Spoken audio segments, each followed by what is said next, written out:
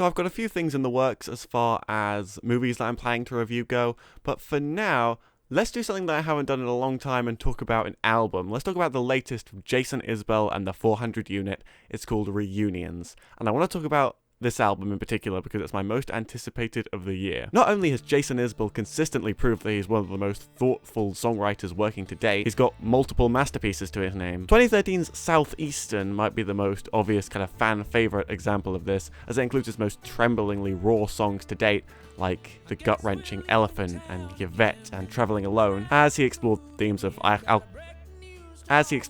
alcoholism and fighting against his personal demons, and in some cases, other people's demons, against a dreamy, abstract instrumental palette provided by Dave Cobb, an instrumental palette that seemed to entirely complement Isbell's writing style. But my personal favourite of his might be his follow-up album, 2015's Something More Than Free. An album that, while it did feel more planted and certain of its place in the world in comparison to its predecessor, it was also an album that made it clear that Isbell wasn't willing to trade out his signature, more abstract writing style just yet. If anything, he chose to refine it into something maybe less immediately striking, but accessible in a less dreary way, while still writing songs that land with a tremendous dramatic punch and weight. That takes us to 2017's The Nashville Sound, which, to the untrained ear, might initially appear as if it's picking up exactly where Something More Than Free left off, until he realized that for the most part the songwriting is way more razor-tight and declarative, with the production becoming noticeably rougher as Isbell gazes at the world with discontent before coming to the conclusion that, yes, the world might be messed up right now, and while no happy ending is guaranteed, he now has a baby daughter in the world, and if only for that, he's gonna keep on fighting. And while that definitely colors this new album, Reunions in many ways lives up to its title. It's about reminiscing about the past, reuniting with old thoughts, people that he used to know, in some cases past versions of himself. It might not seem like a super harrowing listen on the surface, but dig into the writing and that apparent tenseness that Isbell was feeling during this album's production starts to come through. It's an album marred by the uncertainty of not quite knowing what the right way forward is, or even if there is one, but there's a determined core to this album that, despite it being as tragic as it is, it's still gonna find time for those strident, galloping hooks that will no doubt capture the heart of any Jason Isbell fan, to balance out those slower moments that are painted out with more dreamlike abstraction. It makes for the perfect contrast. In other words, this album is excellent and you should all go listen to it right now. Just add it to the list of other great Jason Isbell albums. And the easiest place to start in terms of describing why is probably with Dave Cobb's production, just because it's the easiest to explain why it works. And that comes down to his impeccable grasp of mix balance. Whether it's the sparse fragility of a song like Dreamsicle, or the even gloomier reminiscence on Only Children, or any number of the glorious galloping hooks that pepper the album like Overseas, Be Afraid, and It Gets Easier, or even the blues-tinged Running With Our Eyes Closed, there is an obvious care and craft on display in terms of crafting a lot of the foundations of these songs. You can often hear the bass lines very clearly coming through the mix, but they never intrude on what is always the main focus of these songs, that being Jason Isbell himself. Only Children might be the best example of Cobb's expertise here, after the trembling organ simmers to the front of the mix following that killer bridge, against that gentle rustling foundation of percussion. Dreamsicle might trade this out for a much thicker, richer acoustic strumming, with a cushion of gentle piano sitting just beneath, but that does nothing to detract from the tragedy of that song, and we'll get into why that song is particularly tragic in a bit. And speaking of tragic, St. Peter's Autograph strips it all down for just a guitar and bass and what sounds like some fiddle texture filling out the ambience of the mix, and it contributes to a mix that feels a lot bigger than it actually probably is. But despite his killer grasp on subtlety in his instrumentation, Dave Cobb also knows when to kick up the energy. Overseas is a fist-pumping country rock song where the guitars and organ blend together beautifully, culminating in a great hook, not least thanks to that melody that will get stuck in your head from the moment you first hear it. And Be Afraid also falls into this territory, with the galloping percussion really complementing the fist-clenching anger of that song. And even songs that might seem a little bit more conventional, like Running With Our Eyes Closed or River, they've got a ton of unique personality as well. In the former case for its very chill, laid-back, bluesy energy, and the other for possibly being one of the most melodically satisfying songs about implied eventual suicide that I've ever heard. But while all that might be interesting, the production is rarely the most interesting thing to talk about regarding a Jason Isbell album. Really, what you're all here for is the songwriting. And with his reflections on the past in this album Jason Isbell's giving us a lot to get our teeth really stuck into. Take the opener, What Have I Done to Help, as a really good example of this. The song has him asking that same question over and over again as he questions his own selfishness in a world where he feels like he's done everything for himself despite his many mistakes, but through all of it he's just found himself more and more distant from the real problems of the world. It makes for a ravishing contrast with a song like Be Afraid, where Isbell acknowledges his role as a songwriter and how through his work he has the power to make a statement and make a change, only to find that there's so few people up there doing it with him. He insists that if you're not afraid to make your art, that it's not even worth sharing in the first place. An idea that I'm not even sure I entirely agree with, but given what's been going on in the world about now and a lot of people's reaction to it, it's really hard to disagree with what he's saying here. And when it's delivered with this kind of frightful precision,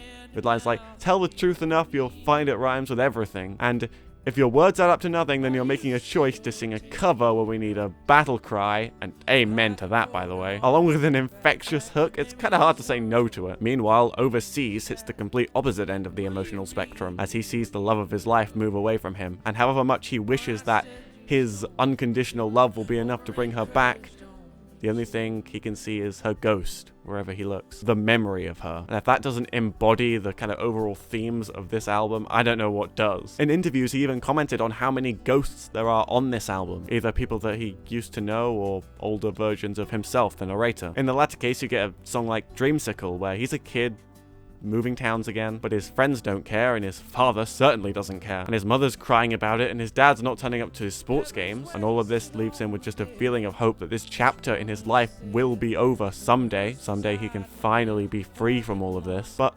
despite what he was put through, when all is said and done, he doesn't feel any kind of resentment towards either of his parents. They may have argued a lot, and his father might have been particularly neglectful, but even so, on that third verse, the narrator is imagining himself inviting them over to stay with him and insisting that everything's going to be okay. But not even Jason Isbell is bulletproof. On Only Children, he takes a late night walk in an attempt to maintain his sobriety, only to notice a kid that reminds him of someone that he used to know, causing him to remember whether their ghost is where he remembers it being, where they used to write together, take drugs to try and soothe the emotional pain. While the song picks up a whole new level of pathos when you consider the innocence with which it's all presented. After all, it's just two kids trying to make the best of the bad hand that they've been dealt. St. Peter's Autograph might seem similar on the surface without it's exploring someone that Isbell appeared to used to know, until you consider the framing and how Isbell makes a conscious effort to frame himself as more distant from this person. After all, it's his wife that seems more affected by this person's death, and then you realize that the friend in question committed suicide, and Isbell is left in the awkward position of wanting to help his wife however he can, and he comes out with the line, "How do I let you know that I'm not haunted by his ghost? Let him dance around our room. Let him smell of your perfume." The memory of this person might mean very little to Isbell himself, but as long as it means something to her, then he'll be there to provide comfort. And again, he doesn't feel any kind of jealousy or resentment towards this person. He's too empathetic a character for that. And while that empathy does characterize his entire album, some songs are more forgiving than others. I've already talked about Be Afraid, but on River, our protagonist is a killing machine, where the river is both where he goes to hide his bodies of his victims, and also where he goes to cleanse himself of his sins. Everyone seems afraid of him, but also no one knows his secrets, which just adds to the confusion of the situation for him. It almost is enough to make you feel sorry for him when Jason Isbell implies his eventual suicide on the cryptic final verse. The river is my savior, she's running to the sea, and to reach her destination is to simply cease to be. And running to or nothing sounds a lot like being free, so I'll lay myself inside her and let her carry me. Granted, not every song on this album is as cryptic and blurry as that one is. It gets easier. It's as blunt a song as you would expect coming from Jason Isbell about his struggles with sobriety, as he tries to convince a past version of himself that it will all be worth it in the end, however much he does not believe him. And What Have I Done to Help and Running with Our Eyes Closed, they're not that far behind in that regard. In the former case, Isbell is left wondering and questioning the extent to which he has made a positive impact in the world for other people, which includes the great, brutally honest line, "Thought I was strong until I finally had to fight," while the latter discusses the influence of time's passage on his relationships. And though he acknowledges that yes, they might be running with their eyes closed and not knowing what time might bring them next, they're gonna fight through and they're gonna know that it's all gonna be worth it when it's done. As Isbell says, "We can never go back and be strangers, all our secrets are mixed and distilled, but you've taught me to temper my anger, and you've learned it's alright to be still." But some of the challenges in life you can see coming. And that takes us to the final song here, Letting You Go. The only song on the album where Isbell is making a conscious effort to look forward at what might come ahead and seeing the day where he'll inevitably have to say goodbye to his daughter. Which, when placed in the context of this album alongside a song like Dreamsicle, where the protagonist wishes that escape for himself, but then in this case the rules are reversed and he's the one giving her away, the song feels so much more dramatic. It lands with a lot more weight than you might expect. When being her dad comes so naturally to him, how are you supposed to stop? Even as he's very aware he might not need to answer that question for himself now, Isbell is also aware that the time will come, probably sooner than he expects. Honestly, this is the kind of album that hits so consistently that nitpicking for things that I don't really like becomes a bit of a chore in the end. But if I'm being brutally honest, while What Have I Done to Help is a very good song, it does run a tad long and wear out its welcome pretty quickly. Furthermore, I would have loved to have seen a couple more moments where Amanda Shires' fiddle could really cut through the mix a little bit more. The Nashville sound had a few more of these moments, and I think it could have made for a nice touch on a few of these songs. But other than that, Jason Isbell has really struck greatness here. And when the 400 unit and Dave Cobb continue to provide him with the instrumental backdrop to elevate his terrific songwriting, I see no reason why we won't continue to see amazing albums like this coming from Jason Isbell. But of course that raises the question of where this album actually stands in Jason Isbell's overall discography. Because while the album might not seem as immediate as something like the Nashville sound, once you pull back the layers, this is a nuanced and thoughtful listen that might be subtle and cryptic at points, with its deeply personal stories, but also has the good sense to provide bluntly written, fist-pumpingly catchy hooks in equal measure, perhaps even making this his most accessible album to date, which surely counts for something. Either way, this album is a strong 9 out of 10. Definitely listen to this if you have the chance. You will not regret it. Thanks a lot for watching. Movie reviews will return soon, as I keep saying, and I'll see you then.